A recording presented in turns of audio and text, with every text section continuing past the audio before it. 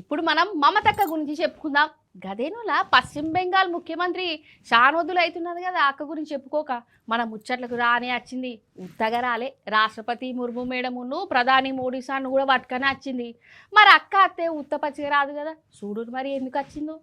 ఏ మాట కామాటెనులా మమతక్క అంటే మమతక్కనే పోరి మోడీ సార్కు సురుకులు పెట్టుట్లా మమతక్క రూటే సపరేట్ అనుకోవాలి. మమతక్కను మోడీ సార్ను జర నారాజు చేసిండు నిన్నను మొన్నను. మరి అక్క ఊకుంటదా? పాత అన్ని దావింది, కొత్త పంచాయతీ పెట్టింది.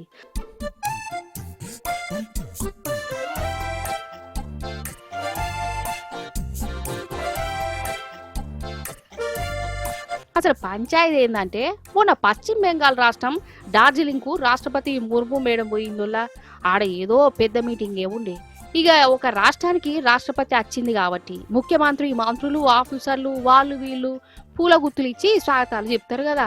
కానీ మమతక్క ఉన్ను మంత్రులు పోలేదట ఇట్లా స్వాగతం చెప్పేటందుకు.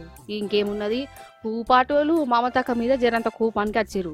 ఇక మోడీ సార్ అయితే అయ్యో పాపం రాష్ట్రపతి మేడంను ఈ మమతక్క అవమానం చేసింది, ఇజ్జత్ ఇయ్యలే, ఇట్లా చేయవచ్చునా, రాష్ట్రపతి అంటే ఏమనుకున్నారు, ఆ పదవి కన్నా మర్యాద ఇయ్యాలి కదా అని చెప్పుకొచ్చినట్టునోళ్ళ.